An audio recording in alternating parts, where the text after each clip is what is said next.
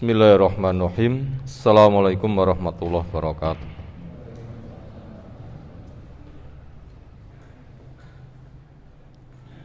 Alhamdulillahirabbil alamin. Walladzi arsala rasulahu bil huda wa dinil haq liyudhhirahu 'ala dini kulli wa kafa billahi syahida.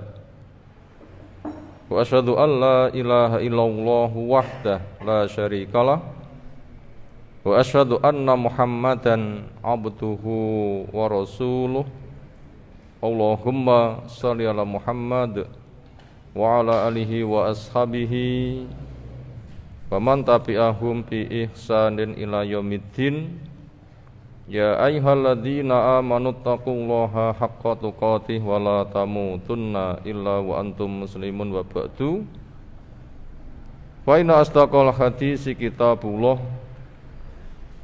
wa khairal hadyi hadyu Muhammadin sallallahu alaihi wasallam. Syarrul umuri muhdatsatuha fa inna kulla muhdatsatin bid'ah wa kulla bid'atin dhalalah wa kulla dhalalatin finnar. Ayyuhal ikhwah, azanallahu subhanahu wa ta'ala. Ada satu hal yang perlu disampaikan, semoga menjadi perhatian dan langkah kebaikan buat kita.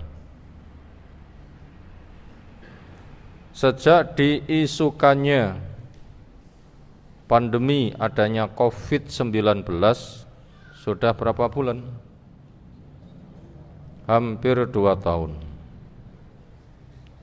Padahal perkiraannya setengah bulan selesai. Kenapa berkepanjangan? Ketika dianggap reda, lalu pulih, kambuh. Kemudian diadakan PPKM bertahap-tahap, seminggu.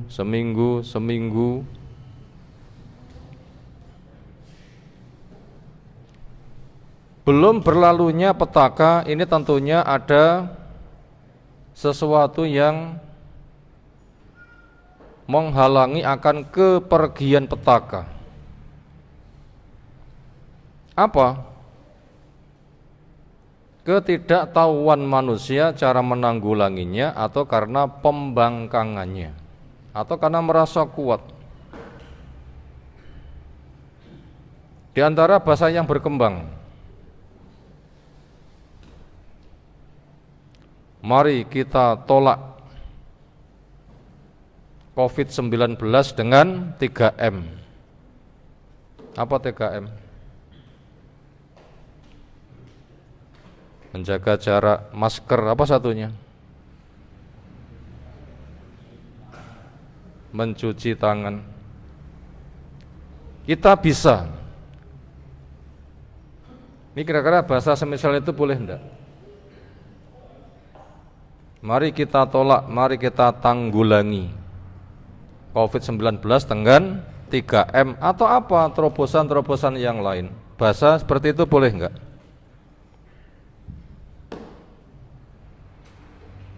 Ini jelas bila disengaja bahasa itu adalah mungkar besar. Bila orang itu paham, sengaja diucapkan, itu adalah kemungkaran besar. Bila belum paham, ya hukumnya orang belum paham belajar. Tapi bila sudah paham tetap dicanangkan, termasuk jenis mungkar besar. Dikatakan kok dihadang, ditolak, dihadapi. Berarti kalau begitu itu kan musuh. Sementara itu yang mendatangkan Allah. Mampukah kamu menghadang sesuatu yang datang dari Allah?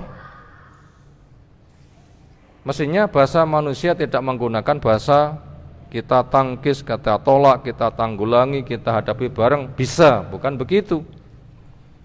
Tetapi sebagaimana yang telah Allah resepkan kepada kita semuanya. Apa itu? Baca saja pada surah As-Sajdah.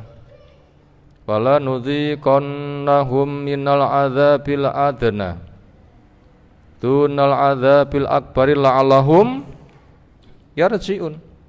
Dan kami pasti timpakan kepada manusia siksa yang kecil sebelum siksa yang besar.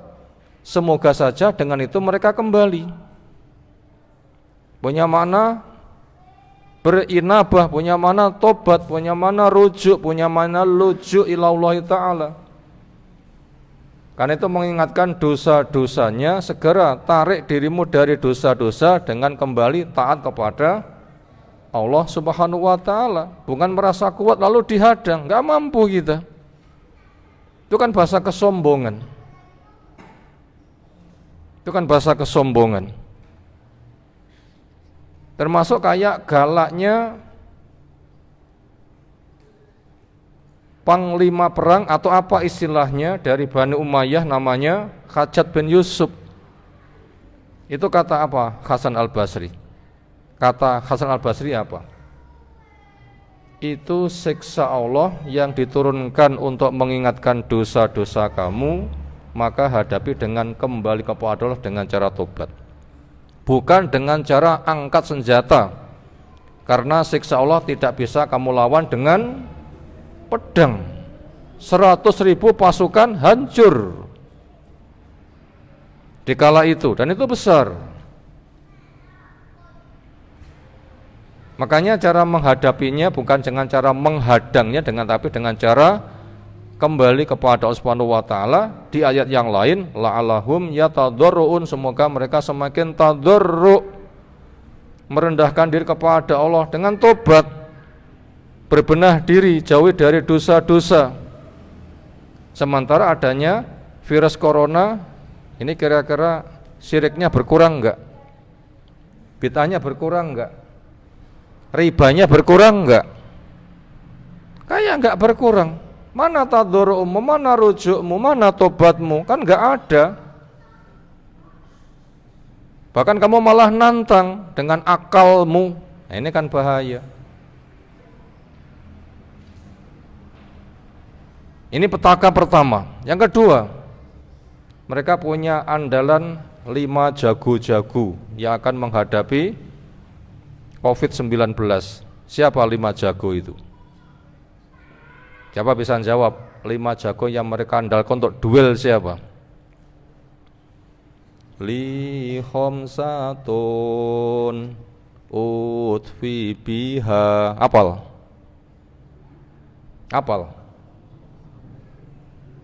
Saya punya 5 jago yang akan ku padamkan dengan 5 jago panasnya wabah. Siapa 5 jago itu? Al-Mustafa, Al-Murtadha, wa benahuma, wa Fatimah. Al-Mustafa itu Nabi, Murtadha itu Ali. 2 anaknya Hasan Husain, lalu Fatimah. Ini 5 jago mereka. Dan itu gayanya orang Syiah. Dan di Indonesia Syiah itu paling banyak, cuma nggak punya imam.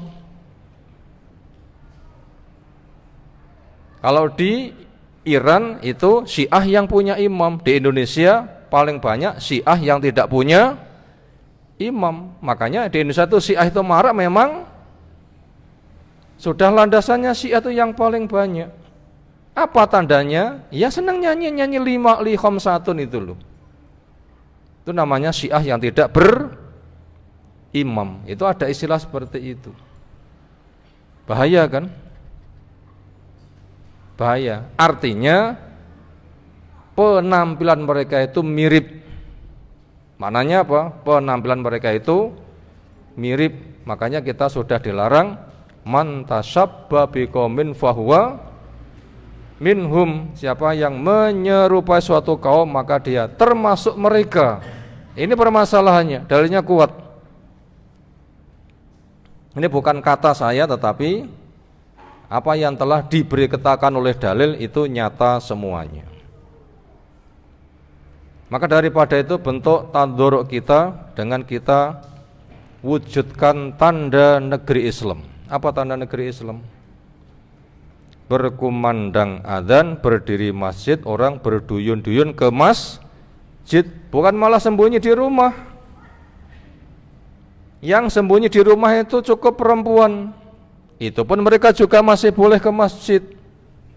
Ya mereka jelas dikatakan waqorna fi buyutikum, tinggal di rumah-rumah kamu. Itu yang memang dilegalkan untuk tinggal di rumah. Walaupun ke masjid mereka itu boleh dengan syarat. Sementara laki-lakinya itu tidak dilegalkan tinggal di rumah. Siapa laki-laki yang dilegalkan tinggal di rumah? Yang sakit-sakit saja, ada udzur syar'i. Yang sakit-sakit saja, yang ada udzur syar'i. Memang nggak mampu ke masjid, atau bila datang ke masjid memang itu berpotensi secara sebab bahaya untuk diri maupun lingkungan, maka itu harus diisolasi. Karena hewan yang sakit jangan disatukan dengan hewan yang sehat. Itu diisolasi boleh. Tapi buat yang tidak sakit, ya harus memenuhi panggilan Allah Subhanahu wa taala. Jangan sampai yang sehat seperti hewan sakit. Jangan sampai yang sehat seperti perempuan di rumah. Makanya makmurkan masjid, jangan disepikan. Bila disepikan nanti akan dikuasai setan-setan. Bila masjid disepikan akan dikuasai setan-setan. Dan seterusnya. Ini perkara yang sangat bahaya. Kita makmurkan masjid. Kenapa? Penyakit yang ada anggap saja itu singa yang bisa dikerangkeng. Anggap saja apa? Singa yang bisa dikerangkeng. Kerangkeng saja dengan mandi, dengan wudhu, dengan sebab kesehatan diri kita, imun yang kuat, ketaatan yang kuat, doa dan seterusnya. Nah, itu enggak jadi penghalang. Kenapa? Singanya sudah dikerangkeng. Ini poin pertama yang butuh kita jadikan muqaddimah kajian kita pada malam hari ini. Ayo ikhwah, azan Allah Subhanahu wa taala. Sekarang kita membaca bukunya. Halaman 11, judulnya Wanita Pemintal yang Merugi.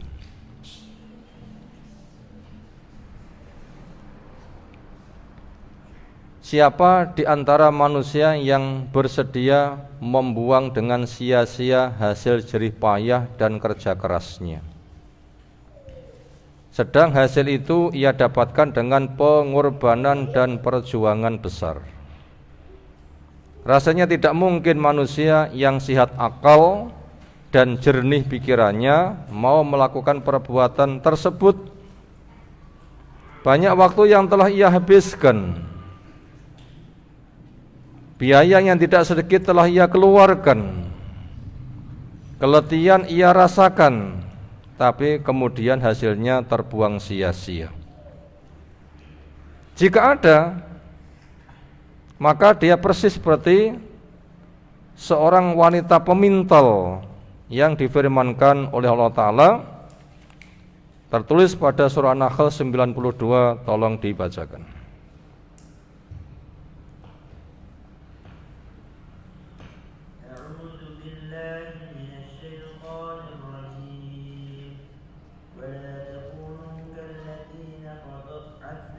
Ghazlaha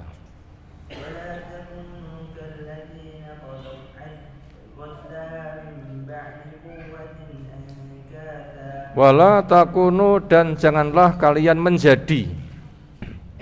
Ini larangan keras, kamu jangan menjadi. Kallati digambarkan seperti seorang perempuan naqadat yang mengurai ghazlaha, hasil pintalannya, hasil tenunannya. Siapkan alat tenun, benangnya, modelnya, keterampilannya, lalu bekerja. Setelah jadi lembaran-lembaran kain, ternyata diurai. Memba'di kuatin, setelah kuat angkasa menjadi cerai berai kembali. Jelas ini kerugian yang bertumpuk-tumpuk. Nggak boleh kita memiliki sifat seperti itu. Itu kerja keras ketika sudah jadi lalu dirusaknya. Imam Baghawi menyebutkan dalam kitab tafsirnya, silahkan.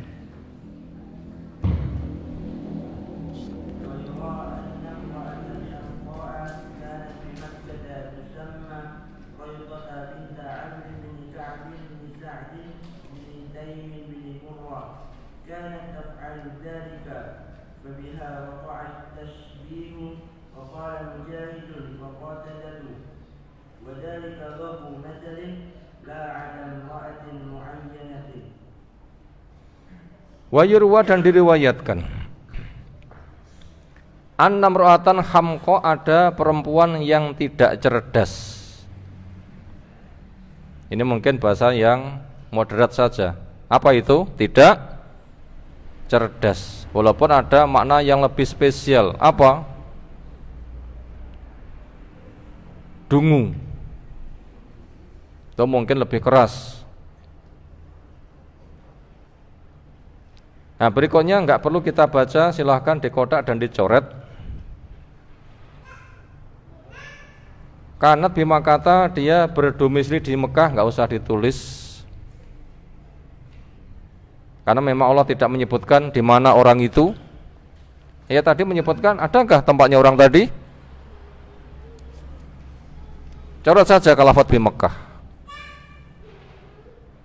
Jangan sampai ada kesan Mekah tempat berkumpulnya orang tidak cerdas. Coret saja kata di Mekah.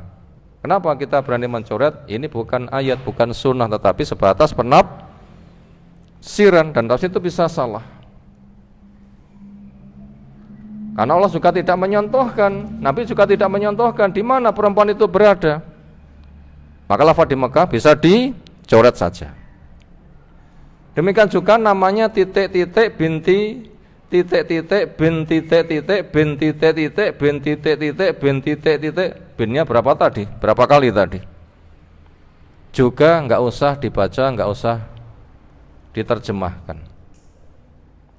Andaikan perempuannya bernama itu, kenapa kesalahan dia terus disebut? Emangnya Allah menyebut kesalahannya kayak iblis, Fir'aun, Qorun, Abu Jahal? Enggak kan?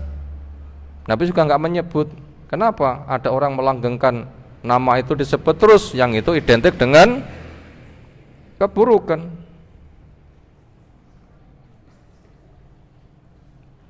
Nah begitu, tidak usah disebut nama orangnya, karena dia nanti akan kekal di dalam celah, ya. Karena siapapun membaca, menyebut.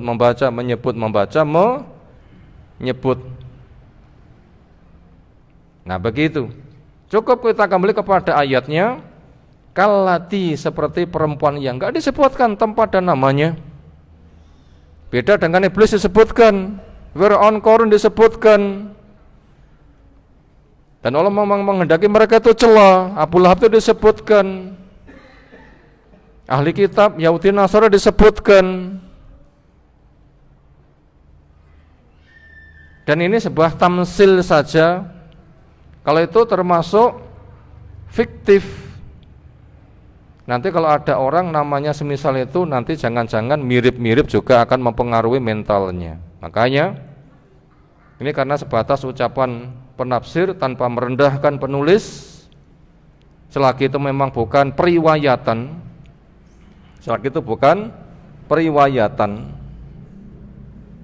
tapi itu sebatas ucapan seseorang yang tidak ada kemaksuman, itu dilompati saja nama tempat dan namanya. Sehingga cukup dibaca yurwa annamra'atan hamqa, diriwayatkan, termasuk perawian diriwayatkan ini juga termasuk majhul. Ada perempuan yang tidak cerdas, kanat taf'alu dzalika, dia melakukan itu, yaitu memintal ketika sudah jadi lembar kain diurai, ruginya double. Fabiha, makan kepada perempuan tadi, waqat tasbihu, ada penyerupaan, yaitu orang yang beramal ketika sudah dapat pahala dirusak seperti dia. Wa qala Mujahid Qatadah wa dzalika dzarbu masal, itu sebatas pembikinan permisalan La alam ru'atin muayyanah, bukan pada perempuan tertentu. Nah, karena sebatas termasuk tamsil saja, bukan perempuan tertentu, maka nggak usah disebutkan nama dan tempat tinggalnya. Kesimpulannya memang ada perempuan yang seperti itu, tujuannya untuk memudahkan pemahaman. Kalau kamu beramal ojo seperti dia, itu rugi bertumpuk-tumpuk, sudah kerja mengurai, waktunya hilang, modalnya hilang, ternyata hasilnya tidak ada. Sekalipun konteks ayat di atas berbicara tentang wajibnya menunaikan janji, jadi bila janji jangan dirusak. Siapa yang berjanji nggak bisa menepati, bayar kafarohnya. Apa kafarohnya? Sumpah janji yang tidak ditepati. Memberi makan 10 orang miskin, bilang nggak mampu, pakaian, bilang nggak mampu, memerdekakan budak, nggak mampu, puasa 3 hari. Hakim memutuskan yang mana? Lihat orang tadi, dia paling bisa dihukum dengan yang mana? Dia bisa dihukum dengan yang mana supaya jera? Karena kafarah itu untuk membuat hukuman agar jera. Nanti hakim yang memutuskan. Hukuman untuk si A adalah ini, apa suruh memberi makan atau pakaian atau memerdekakan budak atau puasa 3 hari. Nah, lihat kondisinya. Lihat kondisinya. Makanya janji jangan dirusak. Siapa yang berjanji lalu dirusak, itu bagaikan menenun sudah jadi kemudian dirusak. Adakah di masyarakat orang yang nenun jadi dirusak? Ada. Orang yang berjanji ada. Aku sok lek jadi presiden mana? Ngastino, mana presiden Ngastino? Bunti Ngastino niku. Aku sol dadi presiden Ngastino, nah begitu loh ya. Wis, masyarakat daerah kelahiranku akan saya makmurkan semuanya. Donge dadi presiden Ngastino jebule ngelawus, malah ngentek-ngenteki, malah negara dijual kepada orang kafir dan seterusnya. Itu contoh berjanji lalu diingkari. Terlalu banyak orang yang suka apa? Janji. Maka itu digambarkan wong sing ngono kuwi bagaikan ya tadi. Bagaikan tadi, itu bahaya sekali.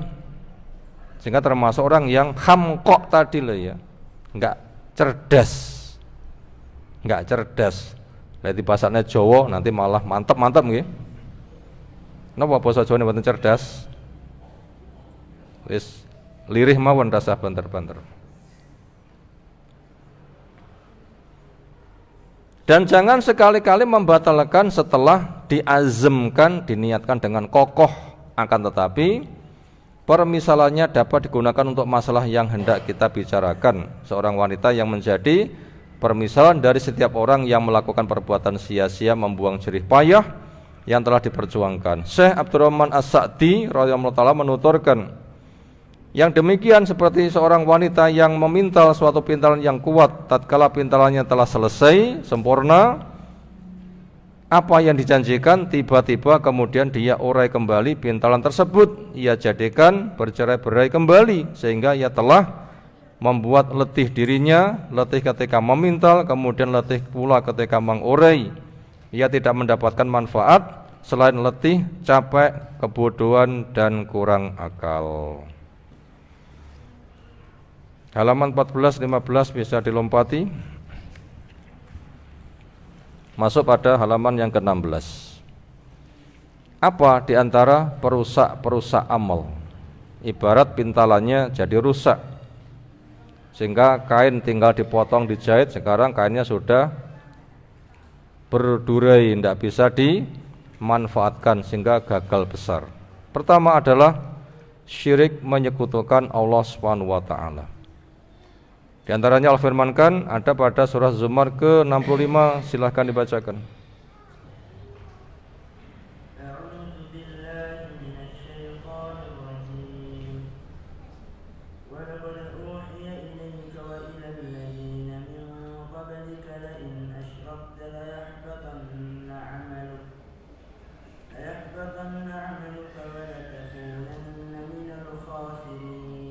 Walaqad uhiya, demi Allah sungguh telah diwahyukan ilaika kepada kamu, wa ilal ladzina min qablika, dan juga kepada orang sebelum kamu.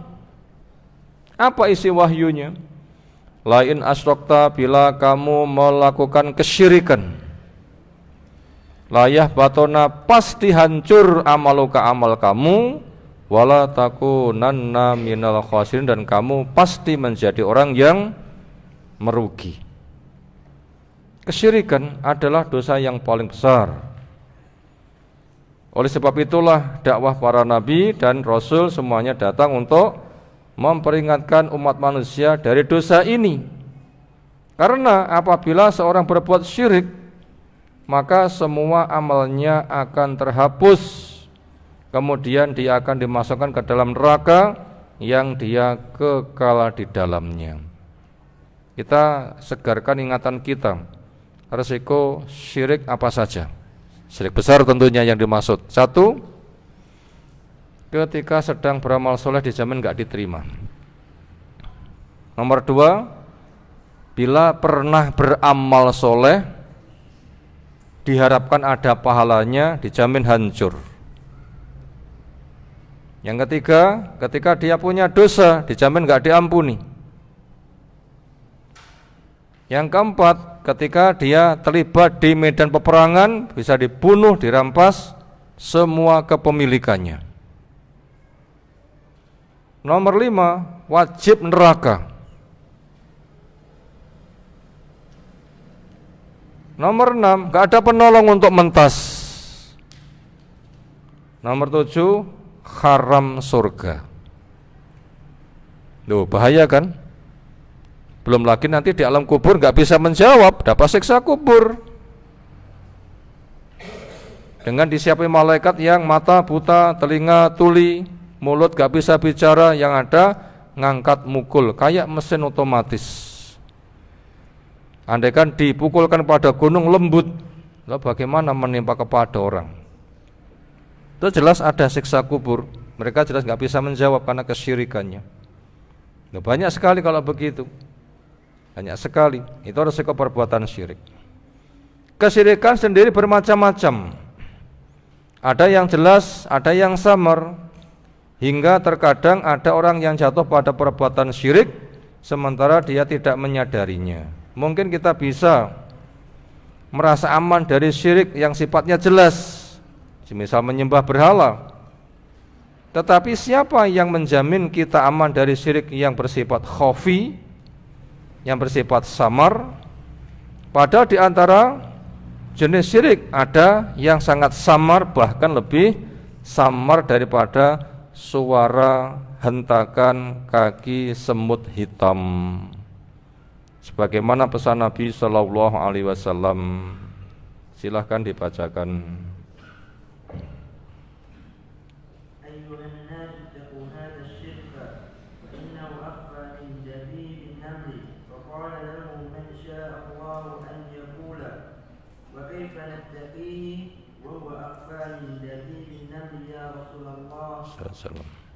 Qala qulu Allahumma inna na'udzubika min an nushrika bika syai'an na'lamuhu wa nastaghfiruka lima la na'lamu. Ayyuhan nas, wahai manusia, ittaqu hadza syirka, jaga dirimu dari syirik ini. Takwa artinya ittikhadul wiqayah, memasang benteng. Berbentenglah, jaga dirimu jangan sampai terkena syirik ini. Fa innahu akhfa min dabibin namli, karena dia itu lebih lembut daripada merayapnya kaki semut, hentakan kaki semut hitam. Di lafaz yang lain, yang berjalan di atas batu hitam di malam yang kelam. Mungkin binatang yang supersonik gak bisa mendengar. Binatang apa itu? Kelelawar, anjing, gak terdeteksi. Wa qala lahu man sya'allah, maka tanya kepada beliau orang yang Allah kehendaki ayakula untuk tanya. Gak disebutkan siapa yang bertanya. Fakaifa nataki, bagaimana kita membentengi diri dari syirik yang seperti itu? Wahwa sementara syirik itu akhfa lebih sembunyi min dabibin namli, daripada merayapnya kaki semut hitam, ya Rasulullah sallallahu alaihi wasallam. Qol, perawi cerita, kulu katakan saja, Allahumma inna na'udzubika min an usyrika bika syai'an na'lamu wa nastaghfiruka lima la na'lam. Silahkan dihafalkan, bukunya ada, hadisnya ada, periwayatannya ada, terjemahnya ada, maknanya gamblang. Itu merupakan benteng buat kita, karena tidak semua syirik itu kita sadar, dan tidak semua syirik kita besar-besar, semisal berhala-berhala dan macam-macam yang sampai lembut seperti itu, ternyata ada. Allahumma ya Allah, inna sesungguhnya kami na'udzubika memohon perlindungan kepadamu an nusyrika bika, untuk kami melakukan kesyirikan kepadamu syai'a, dengan sesuatu yang lain. Na'lamu, di mana kami tahu itu syirik, itu bahaya, lindungi jangan sampai saya kecebur ke sana. Wa nastaghfiruka, dan saya memohon ampun kepadamu lima la na'lam, terhadap apa yang kami tidak ketahui. Apa contoh hakikatnya syirik tapi tidak sadar, sehingga itu diampuni oleh Allah? Apa contohnya? Sering sudah kita angkat. Seseorang safar di padang pasir, saking lelahnya yang kepikir istirahat, ketemu tempat teduh, langsung ia turun, ia rebahkan badan. Tanpa mikir, ditambatkan dulu ontanya, atau bila kendaraan kuncinya gak dicopot, langsung ia rebahkan saja, karena saking lelah letihnya. Puas, tidur pulas. Begitu melek, di mana kendaraannya? Dengan segala bekalnya. Onta ya terus jalan, entah kemana, di padang pasir gimana mencarinya. Mau calling tenaga pelacak, HP-ne yo katut nek kono pisan. Apa mau ora gak enek sinyal, gimana? Cari kesana kemari gimana caranya? Akhirnya secara sebab gak ada harapan hidup, maka dia siap mati, akhirnya tertidur. Ketika bangun, semua bekalnya yang ada di atas kendaraan ada lengkap tanpa berkurang sedikit pun. Saking sukanya ngomong salah gak sadar. Ngomong apa dia? Segala puji buat Allah, engkau hambaku, saya Tuhanmu. Salah berat mboten? Tapi gak sadar. Lek sadar itu jelas musyrik besar ini. Ini contoh syirik yang tidak disadari. Makanya yang kayak gitu-gitu tuh banyak, kita sering. Makanya doa ini membimbing kepada kita, ya Allah, dosa-dosa yang saya enggak sadar ampuni. Saya enggak sengaja, enggak niat, kan innamal a'malu bin niat. Saya kan enggak punya niat. Ini kita sudah meminta ampun kepada Allah Subhanahu wa taala dengan doa ini. Hafalkan doanya. Hafalkan doanya. Para ulama menjelaskan yang dimaksud dengan syirik seperti ini adalah syirik riya. Riya itu adalah enggak ada orang dia ibadah biasa-biasa, ada orang dihusuk-husukkan. Karena ada yang melihat, ada yang memperhatikan supaya mereka memberikan sanjungan. Ini jelas bahaya. Enggak boleh itu. Karena merusak keikhlasan. Mestinya ihsan diawasi oleh Allah untuk mengharapkan rahmatnya, ini ada dipalingkan. Ibadah untuk cari sanjungan manusia enggak boleh. Lek manjing digolek duitnya manusia aku bayar ono, boleh? Boleh enggak? Boleh. Kenapa? Memang manjing, memang kerja. Pak, sampun cekap anggenipun ngepras tebu seprapat. Ya sudah, minta sanjungan, minta gaji, boleh. Masya Allah, kok gelismen ditelok. Masya Allah, hebat men keperasane. Ki borongane, ki bonuse. Bolehkah minta sanjungan seperti itu? Minta upah? Enggak boleh. Boleh-boleh saja, monggo. Karena yang dikerjakan itu bukan ibadah milik Allah, tapi kemitraan di antara mereka, saling memuaskan, saling membahagiakan dan sebagainya. Itu boleh. Karena Nabi kita pun juga pernah disanjung, sodakta, bener kamu, atau ahsanta, baik kamu. Kan boleh kan seperti itu. Kemudian apalagi contoh yang lain, bersumpah dengan nama selain Allah, demi cinta, demi jabatan, demi sambar bledek, ada sumpah seperti itu. Demi sumpah pocong, ada. Ya tidak boleh itu. Karena sumpah itu ada unsur pengagungan. Nah, ini yang diagungkan itu bukan Allah, padahal itu adalah hak Allah, pengagungan itu. Syirikan.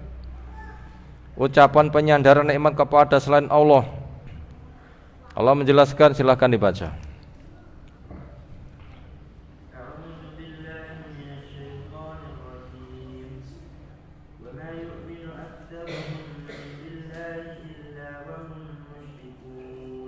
Wa ma yu'minu, dan tidak iman aktsaruhum, kebanyakan manusia, billah, kepada Allah, illa, kecuali wahum, mereka itu musyrikun, banyak yang melakukan kesyirikan. Apa ini maknanya dari ayat di atas? Ibnu Abbas ketika menafsirkan ayat di atas, beliau mengatakan, silahkan.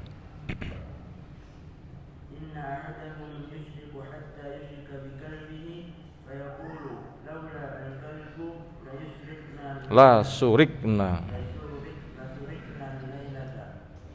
Inna hadahum, sungguhnya salah satu dari manusia, yusriku, ada yang melakukan kesyirikan. Hatta, sampai-sampai yusrika, dia juga melakukan kesyirikan bikalbihi, berkaitan dengan anjingnya. Jadi seolah itu anjingnya itu sepadan dengan Allah, walaupun tidak ada niat. Yang mengatakan anjing itu Tuhan sinten? Siapa? Orang yang punya akidah wahdatul wujud, menyatunya Allah dengan makhluk. Bila ingin ketemu Allah, ya makhluk itu yang kamu lihat atau menjilma kepada dirinya. Sehingga dikatakan melihat ini tisu itu adalah Tuhan. Melihat ini bunga plastik juga dikatakan Tuhan, sampai tidaklah anjing kecuali Tuhan. Kenapa? Allah menyatu dengan dirinya. Akidahnya siapa ini? Orang berakidah wahdatul wujud salah menafsirkan ayat wa ma'akum aina ma kuntum, Allah bersama kamu dimanapun kamu berada. Itu dianggap bersamanya Allah itu seperti gula di dalam air yang digunakan membuat manisan air, bersenyawa, menyatu. Ini akidahnya wahdatul wujud. Sementara makna Allah itu membersamai, bukan zatnya. Karena itu zat yang maha tinggi, di atas arsy, tinggi dan naik. Yang bersama makhluknya apa? Ilmunya, pendengarannya, penglihatannya, pertolongannya, ijabah doanya, atau hukuman kepada pembangkang. Itu yang membersamai, bukan zatnya. Lalu apa contohnya? Allah diperserikatkan dengan anjing, seolah anjing itu sekelas Allah. Ini contoh syirik yang bahaya. Fayaqul, dia mengatakan, laulal kalbu, andaikan bukan karena anjing. Seolah anjing itu sebagai apa? Tuhan, juru selamat. La surikna, niscaya kita akan kecurian alailata, malam ini.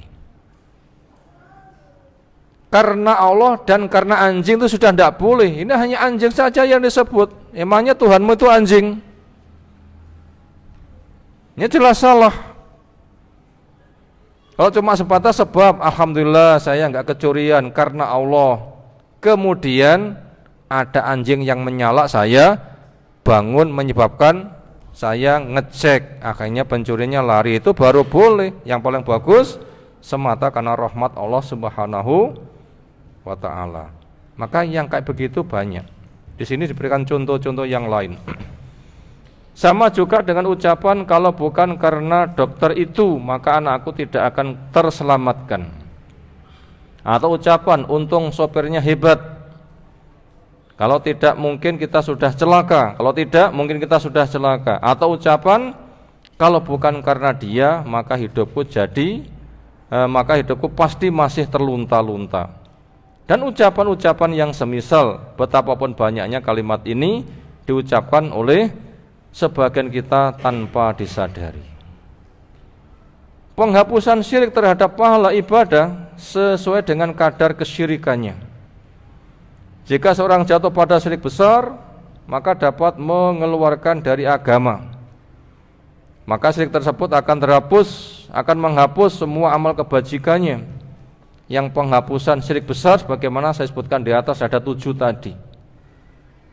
Adapun kalau syirik kecil itu penghapusannya enggak seperti daya penghapusan syirik besar. Apa contoh? Misalnya orang sholat malam 2 salam, 2 salam, 2 salam. Ketika enggak ada orang, 2 pertama khusyuk.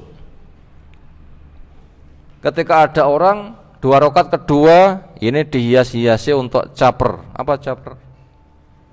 Cari perhatian. Berarti kalau gitu yang kemasukan syirik yang mana? 2 rakaat yang kedua.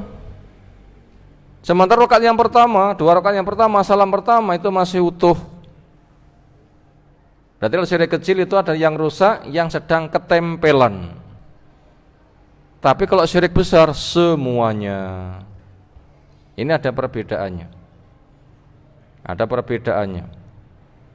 Hal ini persis bagaimana peribahasa Melayu mengatakan karena nila setitik rusaklah susu sebelanga. Sebanyak apapun pahala amal ibadah seseorang dengan satu perbuatan ini yaitu syirik besar sudah cukup untuk merusak dan menghapus semua pahala amal ibadah tersebut. Oleh karena itu wajib bagi kita untuk mengetahui jenis-jenis kesyirikan sehingga kita dapat menghindarinya, dan hal itu tidak mungkin bisa dilakukan kecuali dengan kembali kepada belajar di bangku taklim membahas masalah itu. Di sini ada buku rujukan, silahkan dibaca kitab Tauhid Syekh At-Tamimi yang di masjid kita ini sudah selesai kita baca kitab itu. Ya ikhwah, itu judul yang kita kaji malam hari ini. Berikutnya kesimpulan.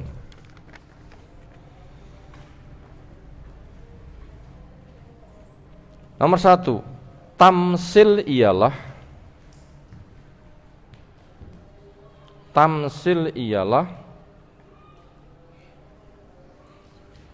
peragaan untuk memudahkan pemahaman. Tamsil ialah peragaan untuk memudahkan pemahaman.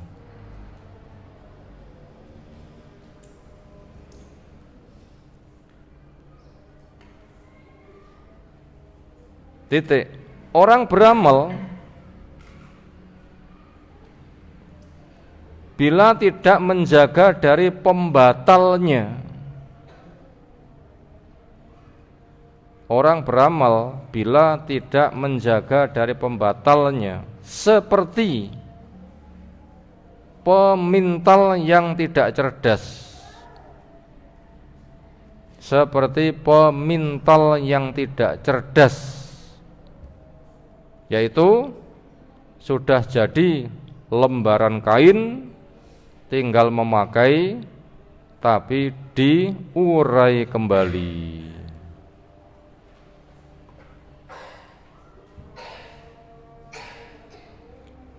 Titik, itu nomor 1. Tamsil ialah peragaan untuk mempermudah pemahaman. Orang beramal bila tidak menjaga dari pembatalnya seperti pemintal yang tidak cerdas. Sudah jadi lembaran kain, tinggal memakai tapi diurai kembali. Itu gambaran batal itu seperti itu. Makanya kalau anak-anak kecil dilatih untuk membuat tulisan yang baik, ada titik-titik, tinggal nebali saja. Ikuti titik-titik, tebali. Ini lama-lama tadi tangannya terampil. sebaris, dua baris, selembar, dua lembar, satu buku, dua buku, nulis A sampai satu buku tebal A kabeh. Nanti hafal nggak tangannya? Hafal. Ini termasuk tamsil peragaan, sehingga nanti akan mempermudah. Makanya pada Al-Quran itu cukup banyak tamsil seperti itu untuk memudahkan pemahaman. Dan orang itu ketika dapat tamsil itu biasanya itu suka, memperhatikan, maka nanti akan meresap. Nomor 2, pembatal amal itu sangat banyak. Di antaranya 1, syirik. Pembatal amal itu banyak. Di antaranya 2, 1, syirik. Ini ada ABCD. A, artinya meyakini dan mewujudkan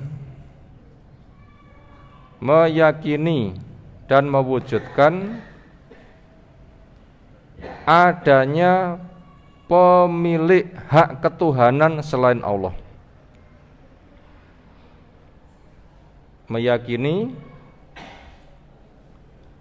dan mewujudkan adanya pemilik hak ketuhanan. Meyakini dan mewujudkan adanya pemilik hak ketuhanan selain Allah. Titik. Itu nomor A, arti syirik. Syirik ialah meyakini dan mewujudkan adanya pemilik hak ketuhanan selain Allah. Yang punya hak ketuhanan siapa saja? 1, 2, 3, 4 atau 5? Berapa jumlahnya? 1, siapa? Allah saja. Jadi yang punya hak ketuhanan hanya 1, Allah saja. Kalau ada makhluk yang lain diberikan hak ketuhanan, nah itu namanya syirik. Misalnya seorang istri, berapa suaminya?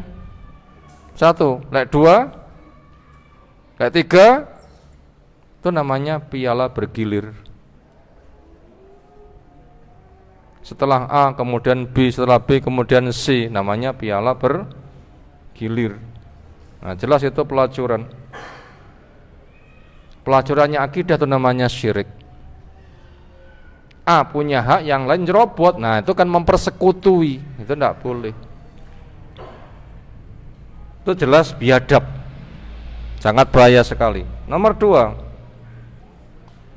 hak-hak ketuhanan ialah, nomor 2, nomor B, hak-hak ketuhanan ialah syariat, doa, dan ketaatan. Hak-hak ketuhanan ialah syariat, doa, dan ketaatan.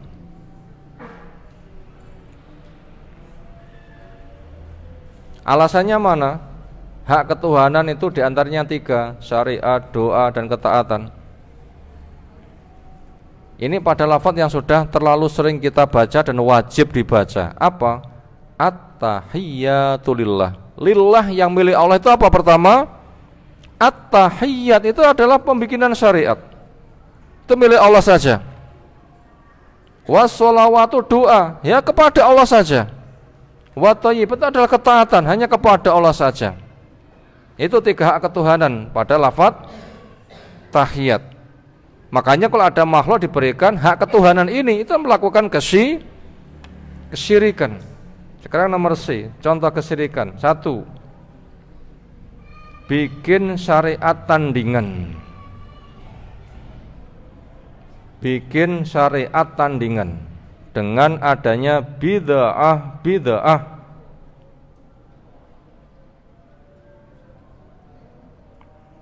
Dan nomor C, contoh kesyirikan nomor 1, bikin syariat tandingan dengan adanya bid'ah. Makanya ahli bid'ah itu bahaya loh ya. Yang punya hak bikin syariat kemudian dia tuh bikin hadis palsu, tafsir palsu, di atas namakan agama, tapi itu bukan. Ini kan bahaya. Berapa banyak bid'ah di masyarakat? Terlalu banyak. Itu nilainya kesyirikan. Makanya mereka mengkaburkan ada bid'ah hasanah, ada bid'ah dolalah. Ini untuk membela kesyirikannya. Lalu memberikan contoh-contoh yang tidak pas. Gila pancen bid'ah hasanah ndak oleh Nabi dhisik numpak onto sekarang bawa mobil, numpak mobil kuwi bid'ah. Ini kan enggak pinter kuadrat lah ya. Enggak pinter kuadrat artinya apa? Enggak pinterin nemen. Enggak ngerti mana bid'ah dan seterusnya. Contoh nomor 2, bikin wasilah doa dengan cara titip pada orang yang sudah mati. Ini contoh nomor 2, bikin wasilah doa dengan titip pada orang yang sudah mati. Titik, mestinya doa kepada Allah, wasilahnya pakai dari Allah. Tapi doanya kepada Allah, wasilai gawe diwi. Akhirnya nanti yang disembah yang bikin wasilah, sehingga bukan Allah lagi yang disembah.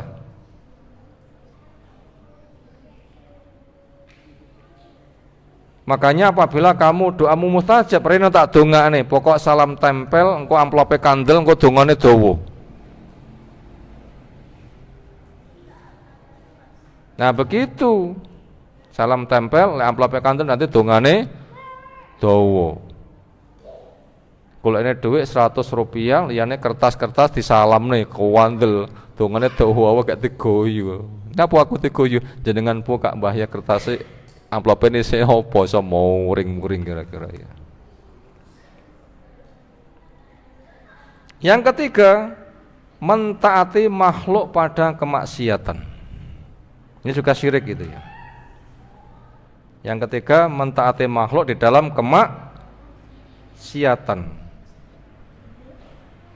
Ini termasuk mengangkat Tuhan palsu, itu termasuk kesyirikan. Sekarang yang D, tadi yang C. Contoh kesyirikan 1, 2, 3. Sekarang yang D, syirik kecil tidak kalah bahaya dari dosa besar selain syirik.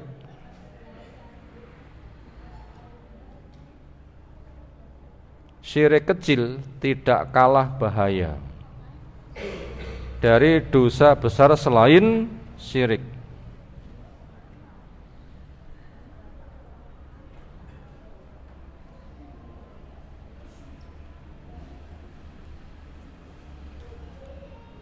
Itu tadi syirik kecil tidak kalah bahaya dari dosa besar selain syirik. Artinya apa? Walaupun syiriknya kecil, tapi ketika kena hukuman tetap lebih bahaya daripada dosa-dosa besar, pokoknya bukan dosa syirik. Apa contohnya dosa besar? Membunuh. Besar enggak dosa membunuh? Siapa yang mau dibunuh? Dibeleh siapa yang mau? Pernah melihat orang dibeleh? Pernah? Yang belah pitik kerap kali lah ya. Pernah melihat tukang sihir dibeleh? Disiapi kayu setinggi dada, ketika rukuk, orangnya rukuk, dadanya di atas kayu, kepalanya menggantung, buah bedel. Misalnya itu begitu. Ceblok bawak, ambruk uangnya, curu-curu darah. Ngeri nggak kira-kira? Itu ngeri. Tetapi syirik lebih gede daripada itu dosa nih. Padahal di masyarakat syirik kecil itu terlalu banyak. Tampaknya beribadah, sholat, tapi minta sanjungan. Orang mengatakan hebat, bukan mengatakan jelek. Oh, bahaya kan? Bahaya, maka tanggulangi.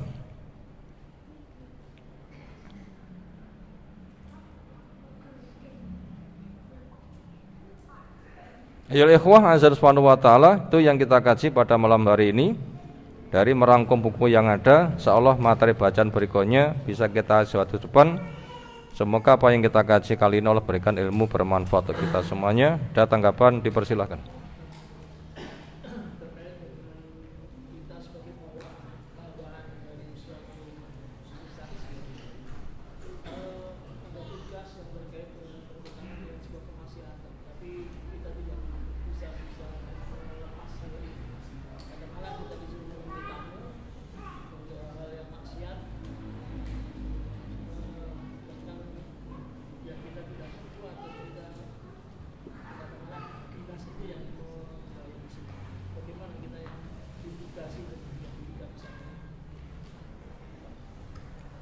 Ada pertanyaan dengan dicontohkan sebuah instansi.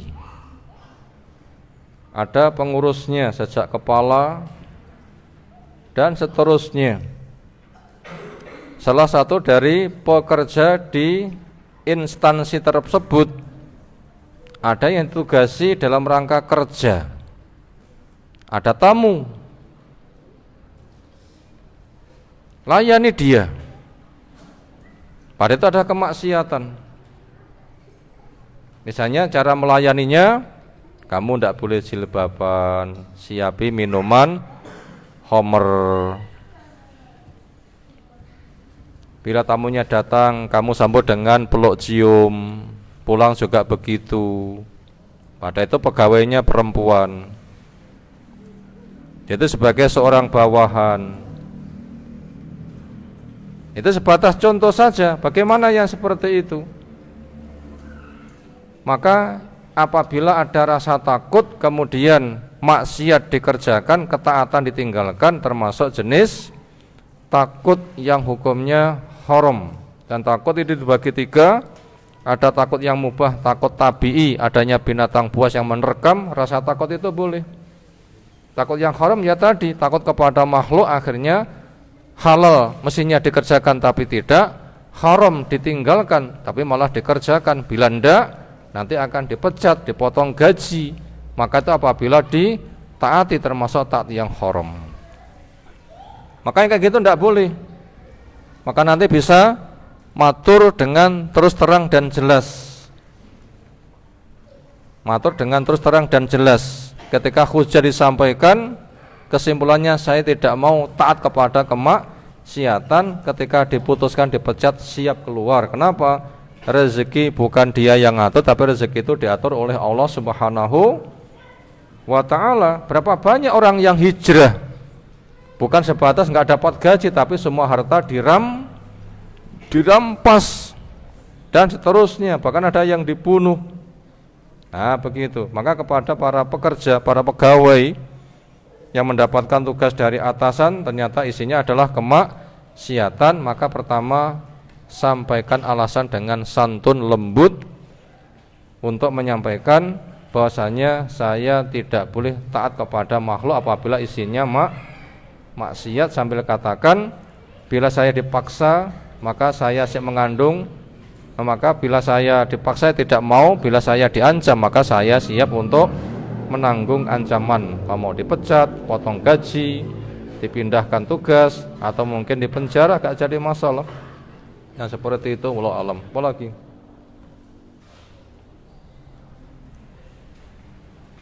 Apa hukum makan emas?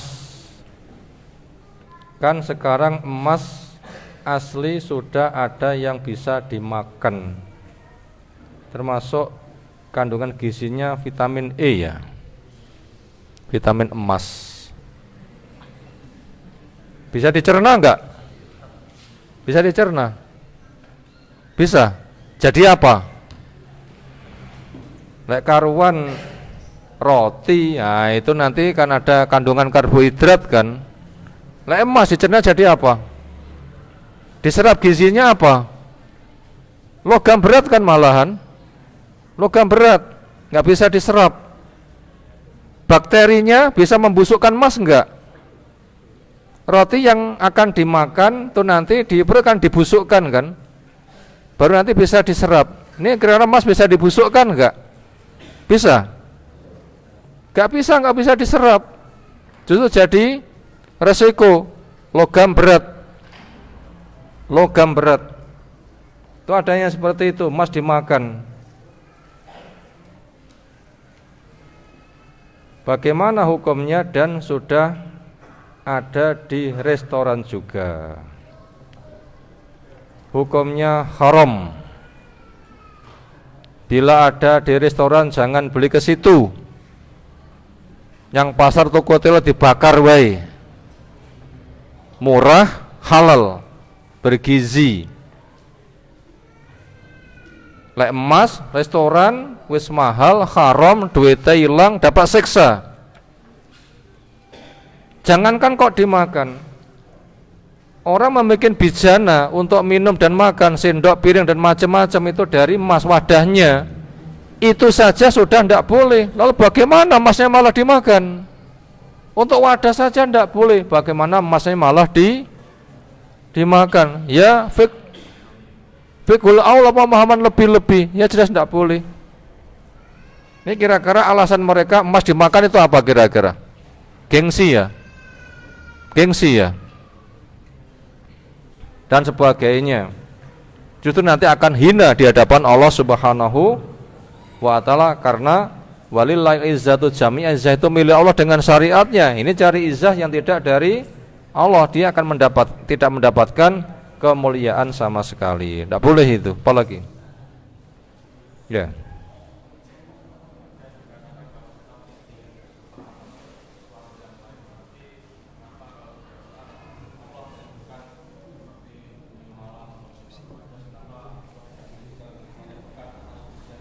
Oh. Sekarang tadi ada pertanyaan, sumpah itu harus menyebut nama Allah. Apabila menyebut nama selain Allah itu syirik. Sebagaimana pendefinisian sumpah, sumpah ialah ta'kidus syai' bi dzikril mu'azzam. Mengokohkan sesuatu dengan disebutkan sesuatu yang dianggap besar. Sehingga siapapun ketika dihadap kepada yang besar nanti akan tunduk. Siapa yang diagungkan semua itu akan tunduk, hanya nama Allah Subhanahu wa ta'ala. Hanya nama Allah. Makanya sumpah harus menggunakan nama Allah. Nama selainnya demi sumpah pocong, demi nusa, demi bangsa, demi cinta, demi macam-macam. Bila itu ada unsur pengagungan, makhluk didudukkan seperti Allah diagungkan, itu jelas kesyirikan. Sekarang pertanyaannya, di Al-Quran kan banyak sumpah. Wasyamsi wa duhaha wal laili wa. Berapa sumpah kayak begitu? Dan seterusnya sangat banyak. Apakah itu enggak dikatakan Allah mempersekutukan dirinya sendiri?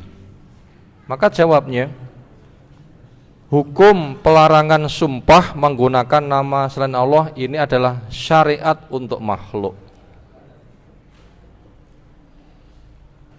Adapun Allah sendiri enggak terikat syariat, tetapi Allah adalah fa'alun lima yurid, punya hak berbuat yang dikehendaki. Contohnya, syariat dilarang membunuh.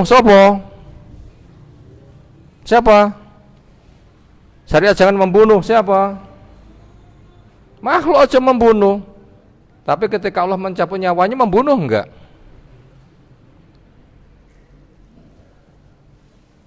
Nah, perbuatan Allah itu ada hikmahnya.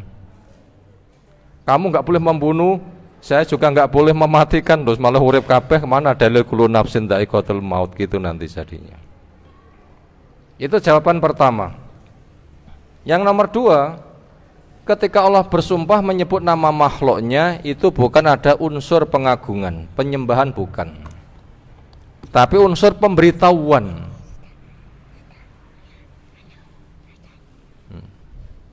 Belum.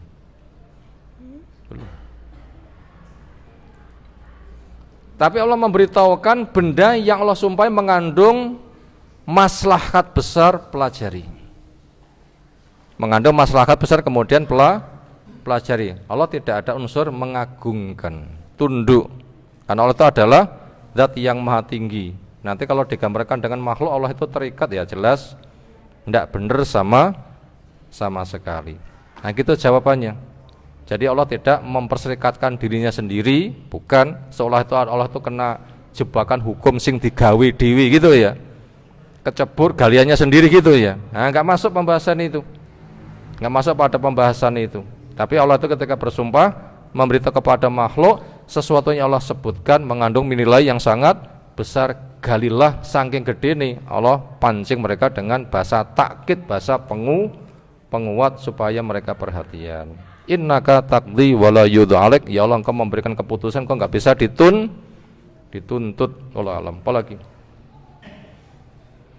demikian, subhanakallahumma bihamdika asyhadu an la ilaha illa anta astaghfiruka wa atubu ilaik. Assalamualaikum warahmatullahi wabarakatuh.